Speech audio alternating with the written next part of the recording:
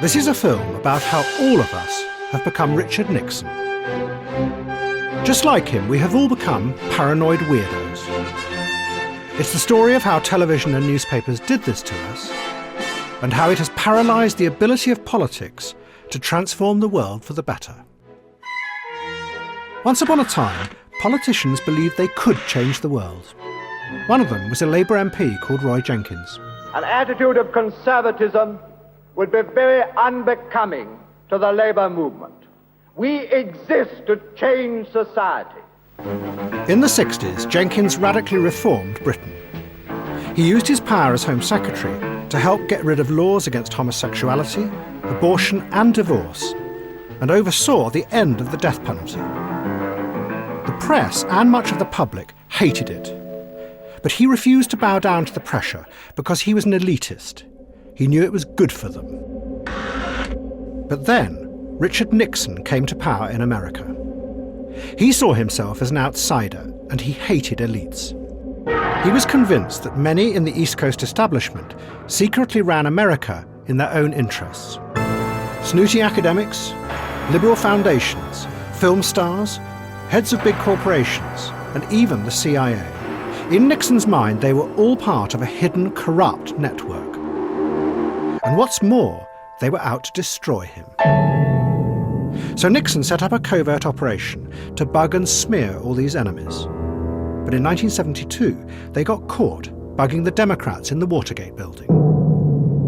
Nixon tried to cover it up, but he was exposed by the Washington Post.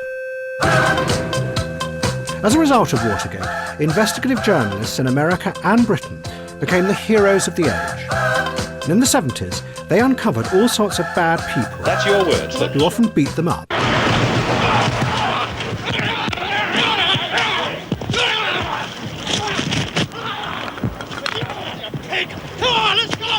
But then, the journalists began to uncover the strangest thing.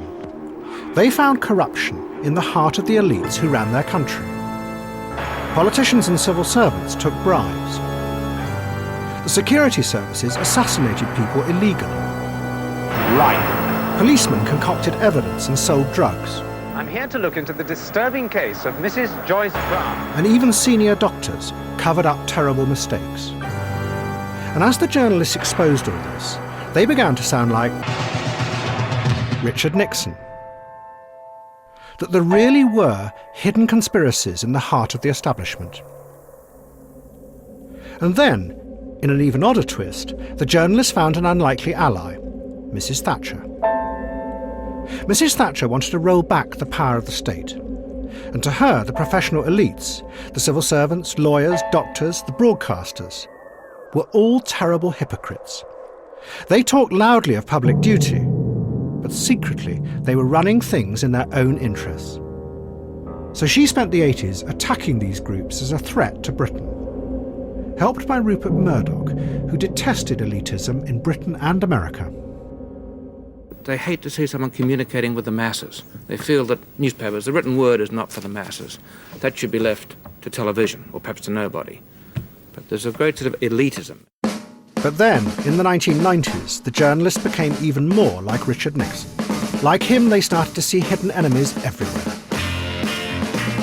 They were enthusiastically supported in this by some members of the middle-class elites, doctors, psychiatrists and academics, who reinvented themselves as experts, who said that they too could identify dangers lurking just under the surface of our everyday lives that we couldn't see.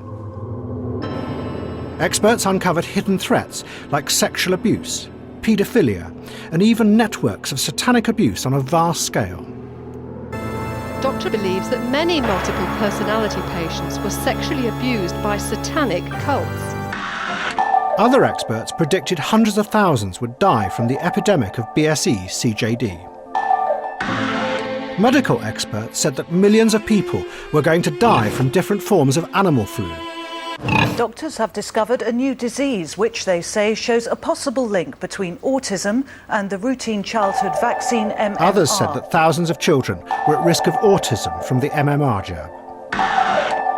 Terror experts said there was a global hidden network of sleeper cells that had the power to destroy Western society.